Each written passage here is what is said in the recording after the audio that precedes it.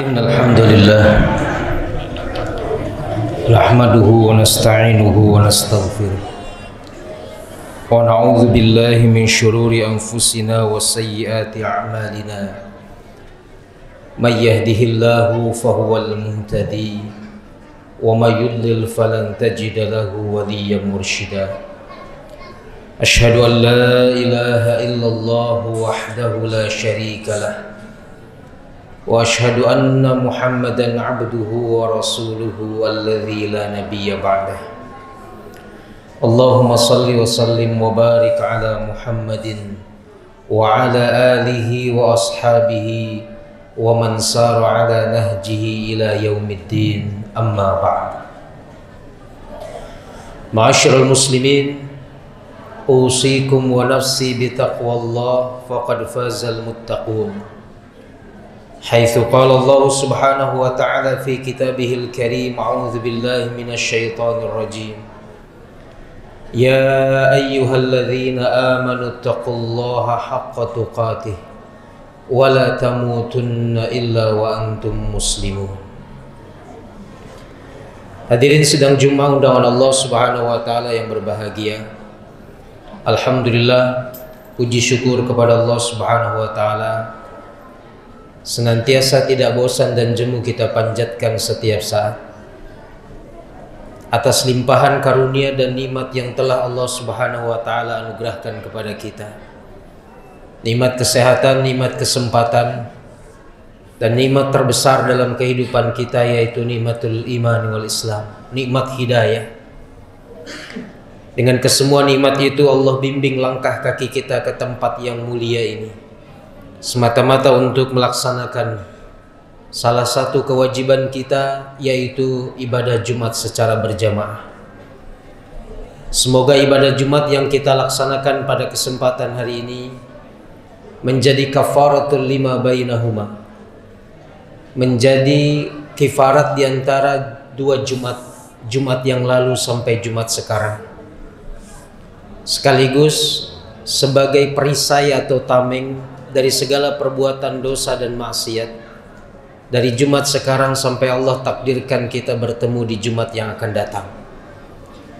Tak lupa salawat dan salam semoga senantiasa tercurahkan kepada junjungan kita, suri tauladan yang terbaik sepanjang zaman, Nabi Allah Muhammad sallallahu alaihi wasallam, kepada keluarganya, para sahabatnya, hingga umatnya yang istiqamah menjalankan ajaran-ajarannya. Ikhwati iman rahimakumullah, peristiwa hijrah sekaligus juga dengan peristiwa kemerdekaan bangsa kita sebenarnya terkait sangat erat kalau kita mendalami bagaimana peristiwa hijrah Rasulullah SAW ke kota Madinah.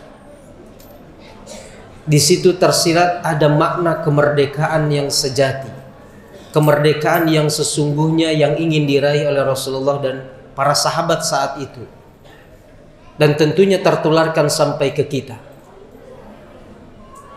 Bagaimana tidak ketika peristiwa itu terjadi, ada perang batin yang begitu kuat baik dari Rasulullah dan para sahabatnya untuk sangat berat meninggalkan tanah kelahiran mereka, yaitu kota Makkah Al-Mukarramah. Tidak mudah bagi Rasulullah dan para sahabatnya meninggalkan negeri di mana mereka dilahirkan, di mana mereka dibesarkan, di mana segala kenangan masa kecil mereka dan keluarga mereka itu ada, termasuk tentu hal-hal yang bersifat duniawi. Bagaimana kesuksesan mereka misalkan dalam berbisnis, berdagang, serta hal-hal lain yang kemudian membuat mereka sangat berat meninggalkan kota Makkah Al-Mukarramah. Maka wajar dan pantas ketika itu Rasulullah SAW sebelum para sahabat melaksanakan hijrah ke Madinah, beliau mengambil kembali baiat dari para sahabat, semacam janji setia kepada Allah dan Rasulnya. Mengapa harus diambil lagi janji setia dari para sahabat? Bukankah mereka sudah benar-benar ikhlas mengikrarkan diri dengan 2 kalimat syahadat. Kata Ibnu Hisham dalam tafsirnya, dalam tarikhnya disebutkan bahwa karena ini peristiwa yang menguras seluruh energi kehidupan mereka. Rasa mereka, hati mereka dikuras dengan peristiwa hijrah ini. Rasul perlu bukti dari para sahabatnya, mana yang akan mereka pilih, Allah dan Rasulnya, ataupun kemudian dunia dan tanah kelahiran mereka. Maka wajar kemudian muncul hadis faman kanat hijratuhu ilallahi wa rasulihi fahijratuhu ilallahi wa rasulihi wa man kanat hijratuhu lidunya yusibuha aw imra'atin yankihuha fahijratuhu ila ma hajara ilaihi. Siapa yang hijrahnya karena Allah dan Rasulnya, maka dia benar hijrahnya karena mengharapkan ridha Allah Subhanahu wa ta'ala. Tapi siapa yang hijrahnya karena dunia yang dia kejar, atau karena wanita yang ingin dinikahinya, dia dapat hijrahnya untuk dunia dan wanita tersebut, tapi dia tidak mendapatkan ridha Allah Subhanahu wa ta'ala. Khotiman rahimakumullah, beberapa sahabat yang kemudian harus rela berpisah dengan pasangan hidupnya yang masih memegang teguh kemusyrikan, masih memegang teguh kekufuran, masih berat kemudian meninggalkan dan melepaskan kesenangan duniawi, maka mereka harus dengan rela dan ikhlas melepaskan pasangan hidup mereka untuk membuktikan kecintaan mereka kepada Allah dan Rasulnya di atas segala-galanya. Bahkan Abdurrahman bin Auf radhiyallahu anhu, orang terkaya, orang paling sukses di kota Makkah, harus siap meninggalkan seluruh hartanya, seluruh asetnya, seluruh fasilitas mewahnya untuk kemudian berangkat hijrah bersama Rasulullah SAW menuju kota Makkah. Maka Ibnu Hisham kemudian membahas, ternyata yang dicari oleh Rasulullah salah satunya adalah at-tahrir, kemerdekaan. Kemerdekaan dari perbudakan hawa nafsu. Itu yang paling berat. Makanya ketika Rasulullah bersabda, la hijrata ba'da hadzal am. Tidak ada hijrah lagi secara fisik, perpindahan secara fisik setelah pembebasan kota Mekah ini. Walakin jihadun wa niyatun. Tapi yang ada adalah hijrah nilai. Hijrah untuk kita melawan hawa nafsu kita. Sehingga wajar kalau kemudian beberapa ahli tafsir menyebutkan dalam surah Al-Balad yang menyebutkan Allah Subhanahu wa taala, wa hadainahun najdain falaqatahamal aqabah wa ma adraka mal aqabah fakku raqabah. Maka jalan yang menanjak, jalan yang sukar, jalan yang terjal itu adalah fakku raqabah. Salah satunya adalah membebaskan perbudakan. Tapi pada hakikatnya perbudakan saat ini sudah tidak ada. Penjajahan dari sisi fisik tidak dialami lagi oleh negeri kita. Peperangan sudah tidak ada lagi di negeri kita. Tapi modalnya masih tersisa dan tertinggal dalam jiwa kita masing-masing, dalam diri kita masing-masing, yaitu hawa nafsu. Sehingga di situ ada jihad, ada kesungguh-sungguhan kita untuk bisa mengarahkan, menundukkan nafsu kita kepada hal-hal yang diridhoi oleh Allah Subhanahu wa taala. Innan nafsa la'ammaratun bisu. Kata Allah, sesungguhnya nafsu itu pasti cenderung untuk memerintahkan kita, mengarahkan kita, menjerumuskan kita kepada hal-hal yang buruk. Illa ma rahima rabbi. Kecuali nafsu itu diarahkan, diberikan rahmat oleh Allah Subhanahu wa taala, ditunjukkan kepada jalan yang diridhoi oleh Allah Subhanahu wa taala.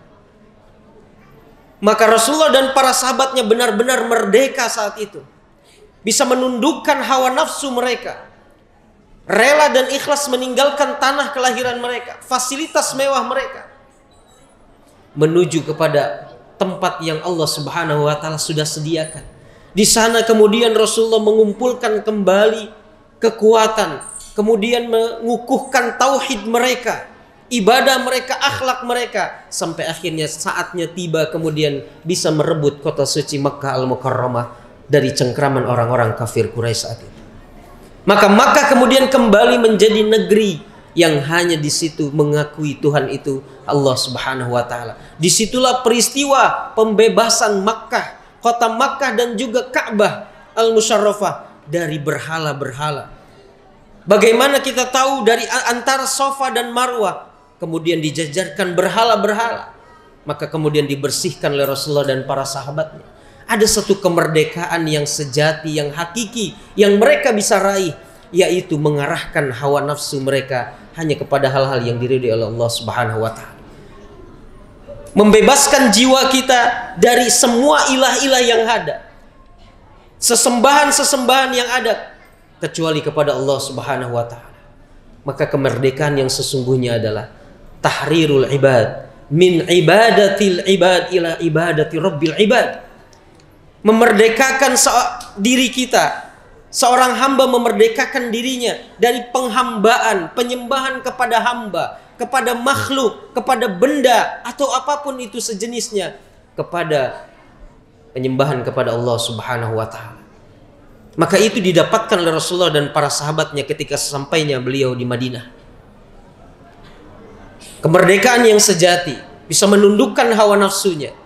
Bahkan banyak para sahabat yang harus rela meninggalkan keluarganya yang masih memilih kemusyrikan, lebih memilih kesenangan duniawi. Mereka tahu konsekuensi hijrah itu kemudian akan sengsara, akan melarat, akan menderita. Mereka faham itu.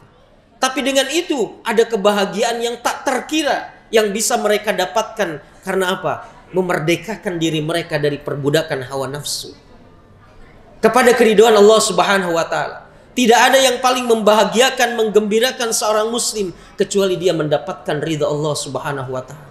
Dan itu salah satu caranya adalah dengan dia sanggup menundukkan dan mengendalikan hawa nafsunya untuk tidak melakukan perbuatan yang diharamkan oleh Allah Subhanahu wa taala. Maka para sahabat dan Rasulullah sallallahu alaihi wasallam saat itu meraih kemerdekaan yang sesungguhnya pada peristiwa hijrah. Sehingga hijrah dan kemerdekaan itu tidak akan pernah bisa kita lepaskan. Ketika kita mengikrarkan diri ingin hijrah, maka ada kemerdekaan di situ. Belenggu kita dari segala bentuk kemaksiatan, hawa nafsu bisa kita lepaskan. Itulah makna kemerdekaan.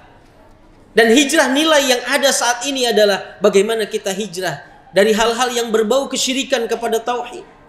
Hijrah dari akhlak yang tercela menjadi akhlak yang terpuji. Hijrah dari yang batil kepada yang hak. Maka sebenarnya itulah kemerdekaan yang sesungguhnya. Kita belum pernah merdeka kalau kemudian masih tunduk dengan hawa nafsu kita, masih mengikuti hawa nafsu kita.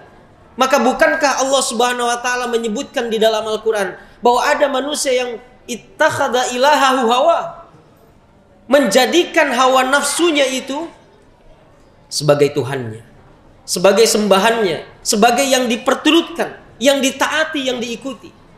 Maka sejatinya kita belum pernah merdeka ketika masih memperturutkan hawa nafsu kita. Sehingga makna hijrah dan kemerdekaan itu sangat erat kaitan. Dan bersyukur kepada Allah Subhanahu wa taala, tahun Hijriyah berada di bulan Agustus, dan di bulan ini juga Allah menganugerahkan kemerdekaan kepada bangsa kita. Tapi sebenarnya tadi modalnya masih tertinggal dalam diri kita masing-masing. Penjajahan dalam bentuk fisik, perbudakan, hamba sahaya sudah tidak ada memang. Tapi kemudian modalnya masih tertinggal dalam diri kita, yaitu hawa nafsu kita.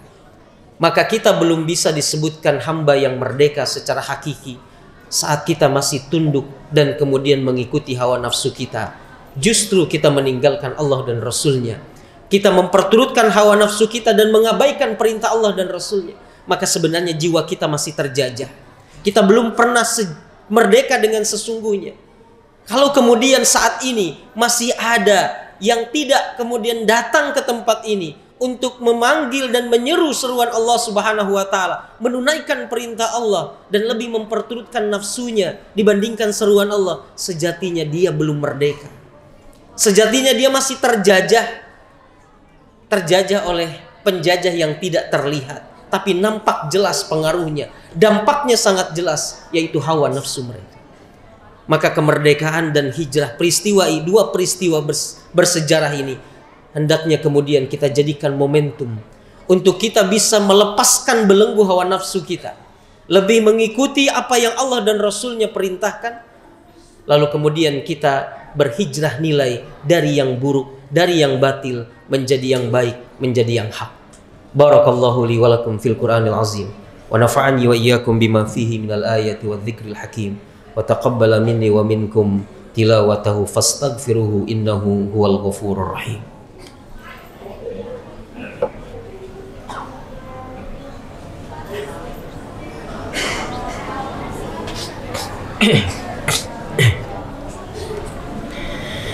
Alhamdulillahilladzi wa kafa wassalatu wassalamu ala nabiyil mustafa wa ala alihi wa ashabihi ahli sidqi wal wafa. Asyhadu an la ilaha illallah wahdahu la syarika lah wa asyhadu anna Muhammadan abduhu wa rasuluhu alladzi la nabiyya ba'dah. Khatiman rahimakumullah. Salah satu dampak ketika kita memperturutkan hawa nafsu, kata Imam Syaqiq bin Ibrahim rahimahullah, seperti dikutip oleh Ibnul Qayyim al-Jauziyah rahimahullah, ughliqa babut taufiq anil khalqi min sittati asya. Dampaknya adalah pintu hidayah, pintu taufik Allah Subhanahu wa taala akan ditutup untuk seorang hamba karena 6 perkara ini. 6 perkara ini adalah buah dari memperturutkan hawa nafsunya, bukan kemudian mengikuti petunjuk Allah dan Rasulnya. Pertama, kata beliau, kata Imam Syaqiq bin Ibrahim, istighaluhum bin ni'mati an syukriha. Kita sibuk dengan nikmat Allah, tapi kita lupa mensyukurinya. Padahal hakikat sebenarnya sebuah nikmat adalah mensyukurinya. Sibuk kita mencari karunia Allah. Iya, kita dengan alasan mencari rizki yang halal, yang baik, sibuk mencari karunia Allah, tapi lupa kita mensyukurinya. Benar, mencari rizki yang halal dan berkah itu perintah Allah Subhanahu wa taala. Tetapi ada esensi yang sangat dan lebih penting, yaitu adalah mensyukuri nikmat tersebut. Dengan cara apa? Kata Abdullah bin Mas'ud radhiyallahu anhu, syukur paling minimal.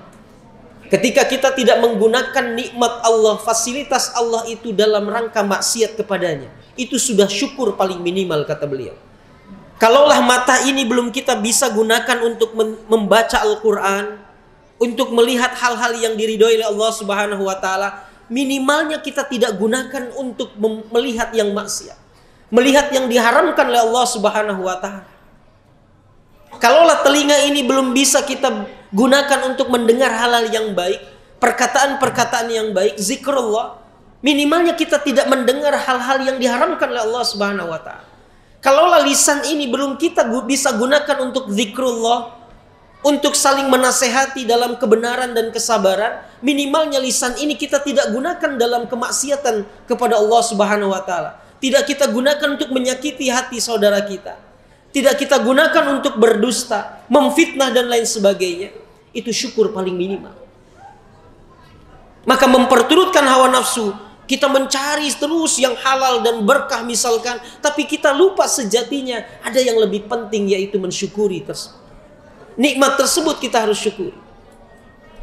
Dan syukur yang paling tinggi, kata Ibnul Qayyim al-Jauziyah, adalah tauhidullah azza wa jalla.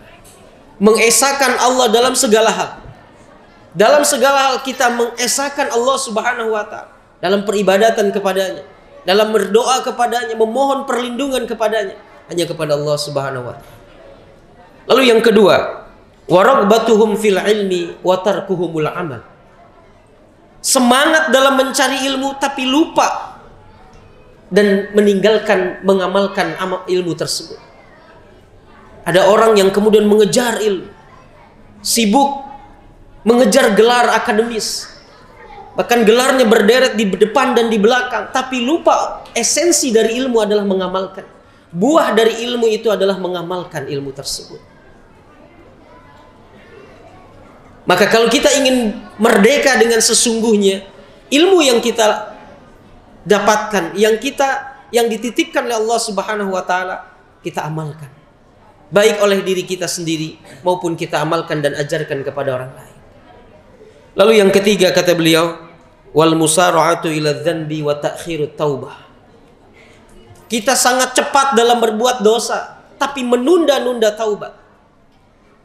Dosa dan kesalahan itu memang sudah jadi takdir manusia. Artinya kita diciptakan oleh Allah tidak akan pernah bersih dan steril dari perbuatan salah dan khilaf. Tapi bukan menjadi dalih kemudian membenarkan kita untuk selalu berbuat dosa dan kesalahan, serta menunda-nunda taubat. Kalaulah kemudian dosa dan kekhilafan, kesalahan itu sudah jadi takdir kita, maka bersegera bertaubat kepada Allah itu adalah pilihan kita. Untuk melepaskan belenggu hawa nafsu kita, maka kita harus bersegera bertaubat kepada Allah Subhanahu wa taala. Jangan jadikan alasan bahwa manusia itu mahallul khata wa nisyan, tempatnya lupa dan tempatnya khilaf. Jangan jadikan alasan itu kemudian untuk kita melakukan dosa terus-menerus dan menunda taubat kita kepada Allah Subhanahu wa taala. Karena sejatinya menunda taubat itu adalah kita memperturutkan hawa nafsu.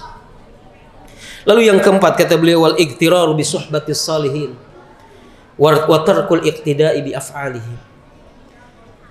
Kita tertipu dengan kita bangga bersahabat dengan orang saleh, orang berilmu, tapi kita lupa sebenarnya esensi dari persahabatan adalah agar kita tertular kebaikan dan kesolehannya.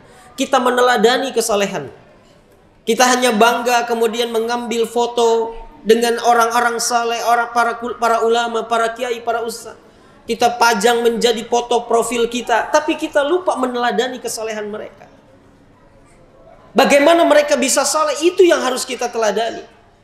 Luasnya keilmuan mereka, itu yang harus kita teladani. Maka jangan sampai kita tertipu hanya bangga bersahabat dengan orang-orang saleh, tapi lupa meneladani kesolehan mereka. Padahal yang namanya sahabat, sahib, persahabatan itu akan menarik. Baik itu karakternya baik ataupun buruk, tergantung sahabat kita. Bahkan kata Rasulullah, kalau kita ingin melihat agama seseorang, lihat agama bagaimana, dengan siapa dia berteman. Cukup lihat siapa temannya, siapa sahabatnya, itu sudah bisa menggambarkan agama orang tersebut. Karena sejatinya persahabatan itu akan menularkan kebaikan. Kalau kita bersahabat dengan orang yang baik, demikian juga persahabatan akan menularkan keburukan ketika sahabat tersebut buruk. Lalu kemudian yang kelima, kata Imam Syafiq bin Ibrahim, wa idbaru dunya anhum wa hum yabtagunaha. Kata beliau, mereka yakin dunia itu akan ditinggalkan, tapi justru mereka malah mengikuti dan terus mengejar dunia. Wa idbaru dunya, dunia itu akan ditinggalkan. Sesuatu yang ada di belakang tidak pantas kita jadikan imam. Sesuatu yang memang harusnya letaknya di belakang tidak pantas kita jadikan di depan. Dunia akan kita tinggalkan. Hari ini hari Jumat, kemarin Kamis sudah kita tinggalkan hari tersebut. Dengan segala amal ibadah kita, bahkan mungkin kesalahan-kesalahan kita. Kita evaluasi, kita istighfari kepada Allah Subhanahu wa taala. Tapi yang pasti dunia akan kita tinggalkan.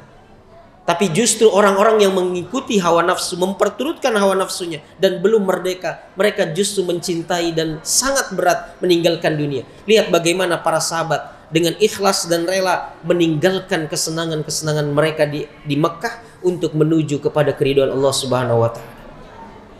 Dan yang terakhir, kata Imam Syafiq bin Ibrahim, wa iqbalul akhirah wa hum mu'ridun anha. Justru akhirat yang pasti mereka akan datangi dan pasti mereka akan temui, justru mereka berpaling, melengos dari akhirat itu. Tidak mau menghadap akhirat. Sebenarnya masa depan kita bukan 5-10 tahun yang akan datang, bukan masa pensiun kita. Masa depan kita yang sesungguhnya adalah kehidupan akhirat kita. Itu yang harus kita persiapkan. Itu yang harus kemudian kita maksimalkan persiapannya. Kita totalitas dalam hal meraih kehidupan akhirat yang berbahagia. Meraih kehidupan akhirat yang kemudian diridhoi oleh Allah Subhanahu wa taala. Meraih kenikmatan di kehidupan akhirat nantinya. Maka itulah orang-orang yang terbebas dari belenggu hawa nafsu. Ketika mereka bisa fokus dengan akhirat mereka. Bukan kemudian fokus dengan dunia mereka saja, tapi mereka fokus untuk bisa meraih kehidupan dunia dan akhirat yang sebaik-baiknya, sebagaimana doa kita kepada Allah Subhanahu wa taala. Hadirin khotiman rahimakumullah. Demikian khutbah yang bisa disampaikan pada kesempatan kali ini. Semoga menjadi ibrah, mauizah dan tadhkirah bagi kita semua tentang makna kemerdekaan dan hijrah, tentang makna kemerdekaan yang sesungguhnya terbebas dari belenggu hawa nafsu, yang senantiasa menjerumuskan kita kepada hal-hal yang tidak diridhoi oleh Allah Subhanahu wa taala. Maka orang yang merdeka adalah orang yang bisa menundukkan hawa nafsunya dan mengarahkannya kepada sesuatu yang diridhoi oleh Allah Subhanahu wa taala. Aqulu qouli hadza wa astaghfirullah li wa lakum. Allahumma ighfir lil muslimina wal muslimat wal mu'minina wal mu'minat al ahya'i minhum wal amwat innaka sami'un qaribun mujibud da'wat wa ya qadiyal hajat. Allahumma la tada' lana fi maqamina hadza dhanban illa ghafarta wala maridan illa shafaitah wala mayyitan illa rahimtah wala hajatan min hawaijid dunya illa qadaitaha wa yassartaha ya rabbal alamin. Allahumma khtim lana bi husnil khatimah wa la takhtim alaina bi su'il khatimah. Rabbana hab lana min azwajina wa zurriyyatina qurrata a'yun waj'alna lil muttaqina imama. Allahumma ij'al auladana auladan salihin hafizina al-Qur'ana was sunnah fuqaha fid din mubarakan hayatuhum fid dunya wal akhirah. Rabbana la tuzigh qulubana ba'da idh hadaitana wa hab lana min ladunka rahmah innaka antal wahhab. Rabbana atina fid dunya hasanah wa fil akhirati hasanatan wa qina adzaban nar. Subhanaka rabbina rabbil izzati amma yasifun wa salamun alal mursalin walhamdulillahi rabbil alamin. Aqimus shalah.